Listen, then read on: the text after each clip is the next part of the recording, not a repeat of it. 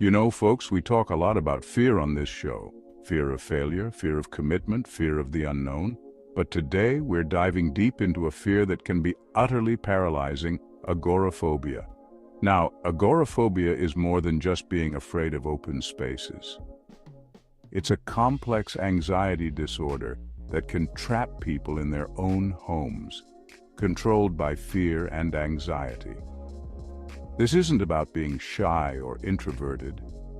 This is about a debilitating fear that prevents individuals from living their lives to the fullest. But let me tell you, there is hope.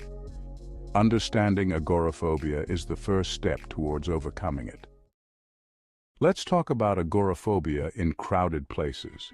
Imagine you're at a concert, a bustling market, or a crowded grocery store. Your heart races, palms sweat, and you can't breathe. The fear is overwhelming. You just want to escape. That's agoraphobia.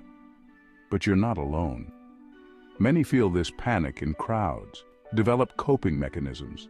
Try deep breathing exercises. Focus on each inhale and exhale. This calms your nerves. Find a focal point in the crowd. Look for a familiar face or object.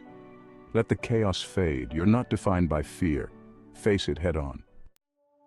For many, public transportation is a necessity.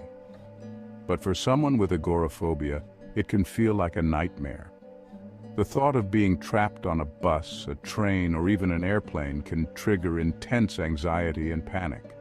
The fear of not being able to escape if a panic attack strikes can be paralyzing. But you know what? It doesn't have to be this way. Gradual exposure is key. Start small. Maybe try walking to a nearby bus stop and just standing there for a few minutes. Then, gradually work your way up to taking short bus rides. Remember, you set the pace. Having a trusted friend or family member by your side during these early exposures can make a world of difference. Their presence can provide a sense of security and comfort. And if those feelings of anxiety start to creep in, don't hesitate to use those deep breathing exercises we talked about earlier. Now, let's talk about the challenge of leaving home alone when agoraphobia has a grip on you. It can feel like the walls are closing in and the outside world is a dangerous place. But remember this: your home should be a sanctuary, not a prison. Building a strong support system is crucial. Talk to your loved ones. Let them know what you're going through and how they can support you. Having someone to call or text when you're feeling anxious can make a world of difference. Start by taking small steps. Maybe try stepping outside your front door for a few minutes each day. Then gradually increase the distance and duration of your outings, and remember, celebrate each victory, no matter how small it may seem. Panic attacks. They're like a tidal wave of fear that can crash over you without warning. Your heart pounds, you can't breathe, you might even feel like you're having a heart attack. It's terrifying. But remember, a panic attack is your body's natural response to overwhelming fear or stress. Recognize the symptoms. Do you feel dizzy, lightheaded, or nauseous? Are your hands tingling, or are you sweating? Deep breathing exercises are crucial. Focus on slow, deep breaths. This can help regulate your heart rate and calm your nerves. Now, for some, it's not crowded places that trigger fear, but wide open spaces. The feeling of being exposed, vulnerable, with no escape route in sight. This can be particularly challenging because open spaces are often associated with freedom and relaxation. Remember, you don't have to conquer this fear alone. Seek professional help from a therapist who specializes in anxiety disorders. They can teach you coping mechanisms like cognitive behavioral therapy that can help you reframe your thoughts and change your relationship with fear. Gradual exposure is key here, just like with other aspects of agoraphobia. Start by spending short periods in open spaces, gradually increasing the duration as you become more comfortable. Let's talk about the flip side of the coin. The fear of enclosed spaces or claustrophobia. Elevators, closets, even small rooms can feel like they're closing in, triggering feelings of panic and dread. Remember, your feelings are valid, but they don't have to control you. Start by challenging those negative thoughts. Ask yourself, what's the worst that could realistically happen?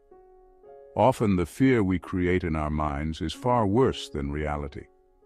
Practice relaxation techniques like deep breathing or meditation to help calm your nerves in triggering situations. And if you find yourself in an enclosed space, focus on your breathing and remind yourself that you are safe. You know, it's natural to seek comfort and security when we're afraid. But when those coping mechanisms turn into safety behaviors that we rely on to get through the day, they can actually keep us stuck. Safety behaviors are anything you do to avoid or minimize anxiety in triggering situations. It could be carrying a certain object with you, avoiding eye contact, or always having an escape route planned. While these behaviors might provide temporary relief, they prevent you from fully confronting your fears. The key to breaking free is gradually reducing your reliance on these safety behaviors. Start by identifying your triggers and the safety behaviors you use to cope. Then, gradually challenge yourself to face those fears without relying on those behaviors. Agoraphobia isn't just a collection of fears, it's a condition that can cast a long shadow over your entire life. It can impact your relationships, your career, your ability to enjoy even the simplest pleasures. The good news is you don't have to let it define you. There are ways to regain control and start living a full and meaningful life again. It starts with seeking professional help. A therapist can help you understand the root of your anxiety and develop a personalized treatment plan. Remember, recovery is a journey, not a destination.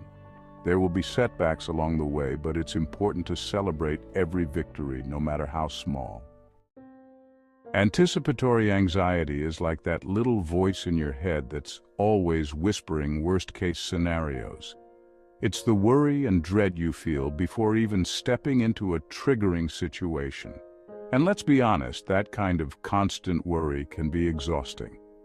One of the most effective ways to manage anticipatory anxiety is to challenge those negative thoughts. When you catch yourself spiraling into what-if scenarios, stop and ask yourself, what's the evidence for this thought? More often than not, you'll find that your fears are based on assumptions, not facts. Practice mindfulness techniques like meditation or deep breathing to help calm your mind and focus on the present moment. And remember, you don't have to face your fears alone. Talk to a therapist or a trusted friend or family member about what you're going through. Living with agoraphobia can feel incredibly isolating. The fear of social situations, the avoidance of public places, it can all take a toll on your mental health and lead to feelings of depression and hopelessness. It's important to remember that you're not alone. Many people with agoraphobia also struggle with depression. The good news is, there are effective treatments available. One of the most important things you can do is reach out for support. Talk to a therapist, join a support group, or confide in a trusted friend or family member. Remember, you don't have to go through this alone. Now, let's talk about some practical tools you can use to manage your agoraphobia. Think of these as the tools in your toolkit, ready to help you navigate those challenging situations. Deep breathing exercises are like your trusty Swiss Army knife, always there when you need them. Practice them regularly, not just when you're feeling anxious, so they become second nature. Progressive muscle relaxation is another powerful technique. It involves tensing and releasing different muscle groups in your body, helping to alleviate physical tension and promote relaxation. Visualization is a great tool for managing anticipatory anxiety. Before a triggering situation, close your eyes. and visualize yourself successfully navigating the situation. This can help build your confidence and reduce anxiety.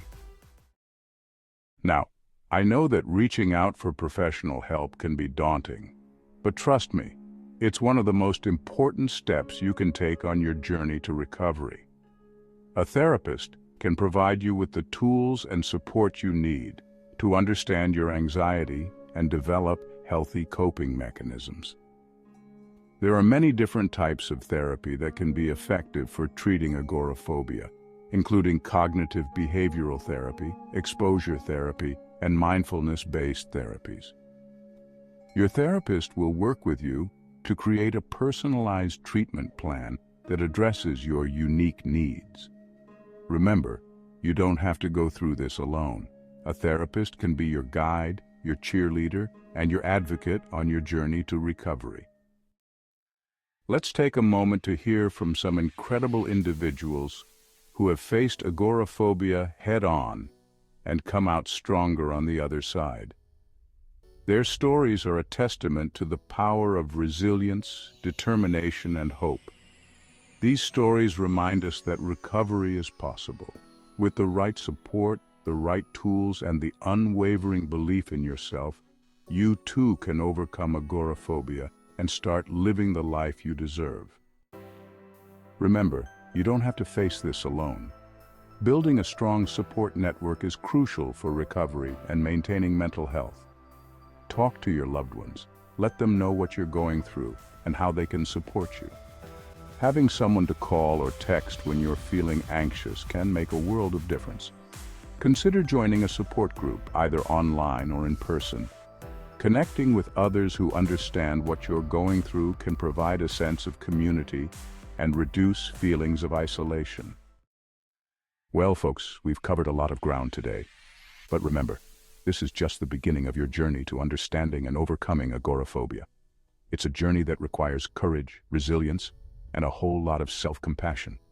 I want to hear from you. Share your thoughts, your experiences, and your questions in the comments below. Let's create a supportive community where we can learn from each other and inspire one another on our journeys to recovery. And don't forget to like, share, and subscribe to my channel for more videos on mental health and well-being. Together we can break the stigma surrounding mental illness and create a world where everyone feels empowered to seek the help they deserve.